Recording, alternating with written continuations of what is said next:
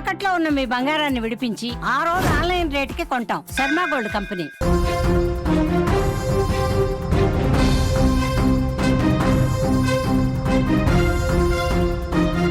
మరో breaking news చూస్తున్నాం.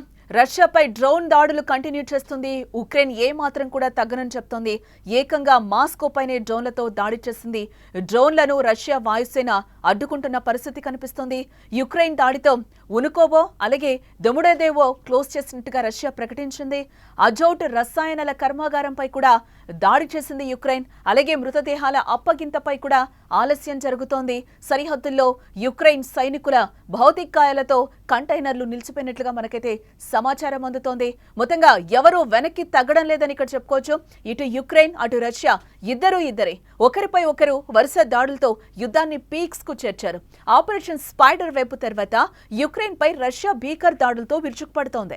గత 3 రోజులుగా యుక్రెయిన్ రాజధానితో కీవ్ తో పాటు మిగిలిన జిల్లాల్లోకి రష్యా ఆయుధాలు తీసుకొచ్చాయని చెప్పుకోవచ్చు. అయితే ఈ దాడులకు ప్రతీకారంగానే యుక్రెయిన్ కూడా అటాక్ మొదలుపెట్టిందని చెప్పుకోవచ్చు. శనివారం సాయంత్రం రష్యాపై దాడులు చేసిన యుక్రెయిన్ ఆదివారం కూడా కంటిన్యూ చేసింది. ఏకంగా రష్యా రాజధాని మాస్కో వైపు యుక్రెయిన్ డ్రోన్లు దూసుకొచ్చాయి. అయితే 9ంటిని రష్యా వాయుసేన కూల్చివేసిందని కూడా మేయర్ సెర్గెల్ సోబ్యానిన్ తెలపడం జరిగింది. అయితే యుక్రెయిన్ దాడితో రష్యా ఉనుకోవో దొముడేదేవో విమానాశ్రయాలను కూడా పూర్తిగా నిలిపివేయాల్సి వచ్చినట్లుగా సమాచారం.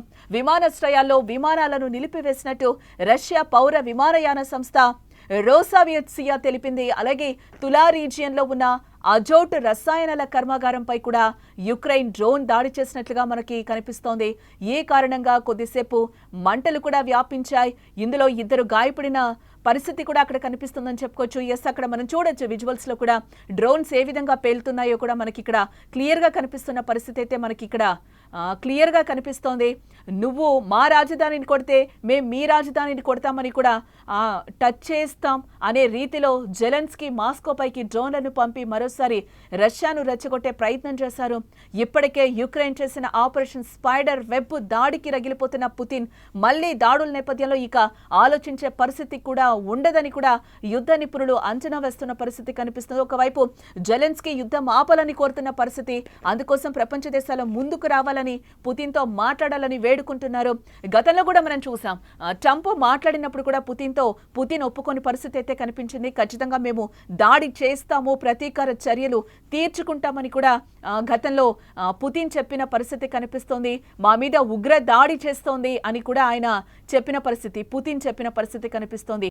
అదే రీతిలో ఈరోజు ఎంత పగుందో అంత పగ కూడా పుతిన్ తీర్చుకుంటున్న పరిస్థితి కనిపిస్తుంది. ఇదే నేపథ్యంలోనే యుక్రెయిన్లో ఎలాంటి పరిస్థితులు తలెత్తాయో ఈ రోజు జెలెన్స్కీ వచ్చి వేడుకుంటున్న పరిస్థితి కనిపిస్తుంది. వద్దు మొర్రు యుద్ధము ఆపాలి అంటూ కూడా కోరుకుంటున్న పరిస్థితి కనిపిస్తుంది. కానీ దీనికి తలొగ్గే పరిస్థితి లేదు అని కూడా పుతిన్ చెప్తున్న పరిస్థితి కనిపిస్తుంది. ఈ నేపథ్యంలోనే కిమ్ కూడా పుతిన్ కి రష్యాకి సపోర్ట్ చేస్తున్న పరిస్థితి కూడా కనిపిస్తుంది. ఎటువంటి ఆయుధ సామగ్రి కావాలన్నా, ఎటువంటి పరిహారాలు కావాలన్నా, ఎటువంటి ఆర్థికంగా మేము అన్ని మీకు సపోర్ట్ చేస్తామని కూడా చెప్తున్న పరిస్థితి కనిపిస్తుంది. ట్రంప్ ఒక పక్క యుద్ధం ఆపాలి అని చెప్తున్నా కూడా మాట్లాడిన ఒక గంటలోపే పుతిన్ సేన దాడులు జరిపిన పరిస్థితి అయితే నిన్న మొన్నటి వరకు కూడా చూసాం మనం. ఇదే నేపథ్యంలో యుక్రెయిన్ కూడా తగ్గను అంటుంది, యుద్ధం ఆపాలి అంటుంది. ఇదే నేపథ్యంలో మళ్ళీ కూడా యుద్ధంతో ముందుకు వెళ్తున్న పరిస్థితి, ఒకరికి మించి ఒకరు అక్కడ యుద్ధాలు చేసుకుంటున్న పరిస్థితి అయితే కనిపిస్తుంది. క్షిపణులతో డ్రోన్లతో విరుచుకుపడుతున్న పరిస్థితి అయితే మనకి విజువల్స్ లో కూడా క్లియర్ గా కనిపిస్తుంది. ఇందులో భాగంగానే ఈ రోజు మృతదేహాల అప్పగింతలో భాగంగానే అక్కడ కంటైనర్ లో మృతదేహాలు 6,000కు పైగా మృతదేహాలు కంటైనర్ లో నిలిచిపోయిన పరిస్థితి కూడా కనిపిస్తోంది. ఇప్పట్లో యుద్ధం ఆగే పరిస్థితులు అయితే కనిపించడం లేదు. ఇప్పటికే పుతిన్ దళాలు యుక్రెయిన్ కు చుక్కలు చూపిస్తున్న పరిస్థితి కనిపిస్తుంది. ఇలాంటి ఉద్రిక్తత పరిస్థితుల నేపథ్యంలో అటు సైనికుల మృతదేహాల అప్పగింతపై కూడా సందిగ్ధత నెలకొందని చెప్పుకోవచ్చు.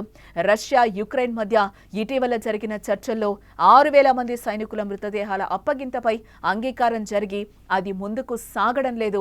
మృతదేహాలను అప్పగించే ప్రక్రియను యుక్రెయిన్ ఆలస్యం చేస్తోంది. ఇటు యుక్రెయిన్ కూడా చెప్తోంది ఉగ్రదాడి చేస్తోంది రష్యా అని చెప్పి గతంలో పుతిన్ కూడా ఇదే మాటను చెప్పిన పరిస్థితి మనకి కనిపిస్తుంది.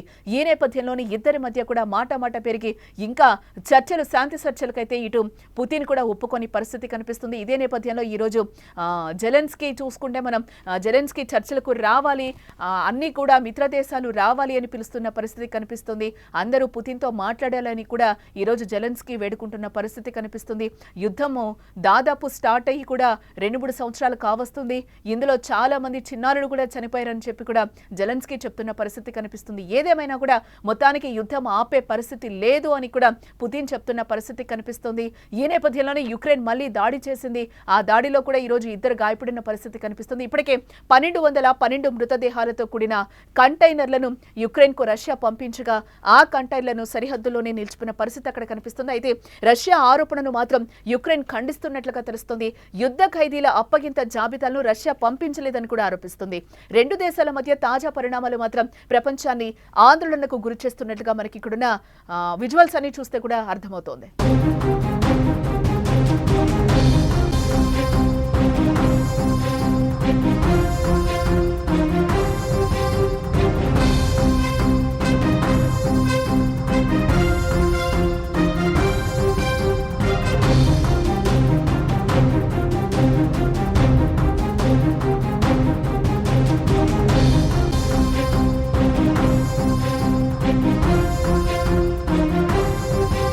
ఇక్కడ మనం చూడొచ్చు, ఎవరు కూడా వెనక్కి తగ్గడం లేదు. ఇటు యుక్రెయిన్ కానీ అటు రష్యా కానీ ఇద్దరే అన్నట్లుగా ఉంది. ఒకరిపై ఒకరు వరుస దాడులతో యుద్ధాన్ని పీక్స్ కు చేర్చారని చెప్పుకోవచ్చు. ఆపరేషన్ స్పైడర్ వెబ్ తర్వాత యుక్రెయిన్ పై రష్యా భీకర దాడులతో విరుచుకుపడుతున్న పరిస్థితి మనకు కనిపిస్తుంది. గత 3 రోజులుగా మనం చూస్తున్నాం. యుక్రెయిన్ రాజధానితో కీవ్ తో పాటు మిగిలిన జిల్లాల్లోకి రష్యా ఆయుధాలు దూసుకొచ్చాయి. అయితే ఈ దాడులకు ప్రతీకారంగా యుక్రెయిన్ కూడా అటాక్ మొదలుపెట్టిందని చెప్పుకోవచ్చు. శనివారం సాయంత్రం రష్యాపై దాడులు చేసిన యుక్రెయిన్ ఆదివారం కూడా కంటిన్యూ చేసిందని చెప్పుకోవచ్చు. ఏకంగా రష్యా రాజధాని మాస్కో వైపు యుక్రెయిన్ డ్రోన్లు దూసుకొచ్చాయి. అయితే 9ంటిని రష్యా వాయుసేన కూల్చివేసిందని మేయర్ సెర్గెల్ సోబ్యానియన్ తెలిపారు. యుక్రెయిన్ దాడితో రష్యా ఉనుకోవో దొమడదేవో విమానాశ్రయాలను కూడా మూసివేయాల్సి వచ్చిన పరిస్థితి అక్కడ ఏర్పడింది. ఇటు విమానాశ్రయాల్లో విమానాలను నిలిపివేసినట్టు రష్యా పౌర విమానయాన సంస్థ రోసావియత్సియా కూడా తెలపడం జరిగింది. అలాగే తులా రీజియన్ లో ఉన్న అజోట్ రసాయనాల కర్మాగారంపై కూడా యుక్రెయిన్ నిన్న దాడి చేసిన పరిస్థితి కనిపిస్తుంది. ఇవన్నీ కూడా కొద్దిసేపు మంటలుగా వ్యాపించాయి. ఇద్దరు ఈ పరిస్థితిలో గాయపడినట్లుగా, ఈ నేపథ్యంలోనే ఇద్దరు గాయపడినట్లుగా కూడా మనకు తెలుస్తోంది. కలుగా రీజియన్ లో 7 యుక్రెయిన్ డ్రోన్లను ధ్వంసం చేసినట్లుగా కూడా అక్కడి గవర్నర్ తెలపడం జరిగింది. ఇవన్నీ కూడా మాస్కో నగరానికి సమీపంలో ఉన్న రీజియన్లే అని చెప్పుకోవచ్చు. నువ్వు మా రాజధానిని కొడితే మేం మీ రాజధానిని టచ్ చేస్తామనే రీతిలో జెలెన్స్కీ మాస్కో పైకి డ్రోన్లను పంపి మరోసారి రష్యాను రెచ్చగొట్టే ప్రయత్నం చేయడం జరిగింది. ఇప్పటికే యుక్రెయిన్ చేసిన ఆపరేషన్ స్పైడర్ వెబ్ దాడికి రగిలిపోతున్న పుతిన్ మళ్లీ దాడుల నేపథ్యంలో ఇక ఆలోచించే పరిస్థితి కూడా ఉండదని యుద్ధ నిపుణులైతే ఇప్పటివరకు అంచనా వేస్తున్న పరిస్థితి కనిపిస్తుంది. ఇదే నేపథ్యంలోనే ఆయన శాంతి చర్చలు కూడా రాని పరిస్థితి కనిపిస్తుంది. గతంలో యుద్ధం ఏ పీక్స్ కు వెళ్ళిందో చూసాం మనం. యుక్రెయిన్ కూడా మళ్లీ రష్యా మీద రష్యా రీజియన్ లో ఉండి దాడి చేసిన నేపథ్యంలోనే మళ్లీ కూడా మేము శాంతి చర్చలకి రాము అని కూడా ఆయన తెగేసి చెప్పిన పరిస్థితి కనిపిస్తుంది. ఇదంతా కూడా ఒక రకంగా ఒకవైపు జెలెన్స్కీ యుద్ధం ఆపాలని కోరుతున్న పరిస్థితి కనిపిస్తుంది.